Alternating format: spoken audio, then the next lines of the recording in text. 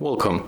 If you want to get iOS launcher on your REALME X3 SuperZoom, for the first we have to move for the Play Store, and right here we have to get the application from the Lutin developer, and it's of course the launcher iOS 14, and just tap on the install button, and in a few moments we will be able to activate this launcher. So just be patient and wait until it finishes download. Okay, right now it's finished and it's installing, and right now we can smoothly open it.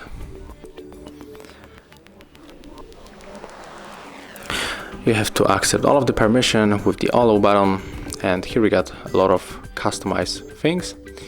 But just to activate it, click here, select this option and tap on the iOS launcher 13.